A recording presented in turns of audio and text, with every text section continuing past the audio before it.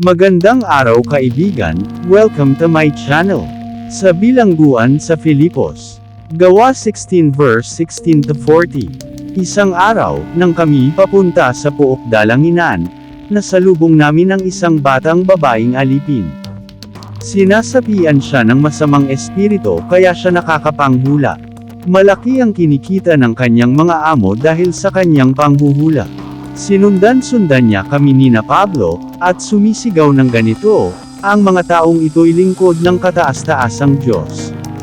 Ipinapahayag nila sa inyo kung paano kayo maliligtas. Marami ng araw na ginagawa niya iyon kaya't nainis na si Pablo. Hinarap niya ang bata at sinabi sa espiritu, iniuutos ko sa iyo sa pangalan ni Heso Kristo, lumabas ka sa babaeng iyan. At noon di lumabas ang espiritu.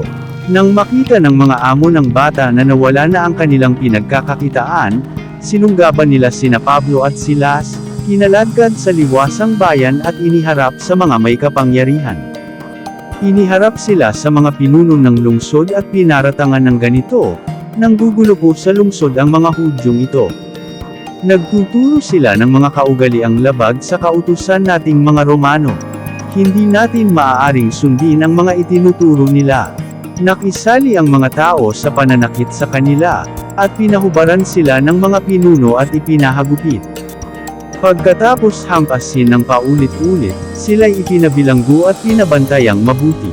Ipinasok sila ng bantay sa kaloob-looban ng bilangguan at inilagay ang kanilang mga paa sa pagitan ng dalawang mabibigat na kahoy.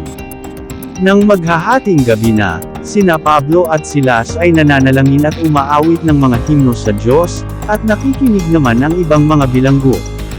Walang ano-ano'y lumindol ng malakas at nayanig pati ang mga pundasyon ng bilangguan. Biglang nabuksan ang mga pinto at nakalag ang mga tanikala ng lahat ng bilanggo. Nagising ang bantay ng bilangguan, at nang makita niyang bukas ang mga pinto, inakala niyang nakatakas ang mga bilanggo. Dahil dito'y binunot niya ang kanyang tapak, at magpapakamatay na sana. Ngunit sumigaw si Pablo, huwag mong saktan ang iyong sarili. Narito kaming lahat. Humingi ng ilaw ang bantay, patakbong pumasok at nanginginig na nagpatira pa sa harapan ni na Pablo at Silas. Sila ay inilabas niya at sinabi, mga Ginoo, ano po ang dapat kong gawin upang ako'y maligtas? Sumagot naman sila, sumampalataya ka sa Panginoong Hesus at maliligtas ka, ikaw at ang iyong sambahayan.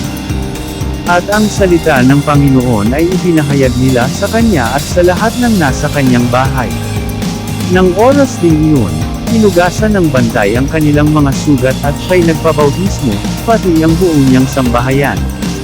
Pagkatapos, sila ay isinama niya sa kanyang tahanan at ipinaghanda ng pagkain. Masayang-masaya ang bantay at ang kanyang buong sambahayan, sapagkat sila'y sumampalataya sa Diyos.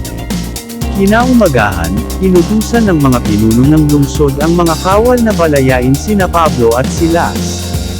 Kaya't sinabi ng bantay ng bilangguan kay Pablo, iniutos ko ng mga pinuno na palayain na kayo. Lumabas na kayo at umalis ng mapayapa.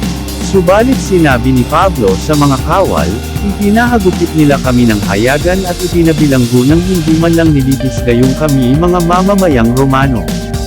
At ngayon ipalihim nila kaming palalayain. Hindi maaari. Sila ang pumarito at magpalaya sa amin.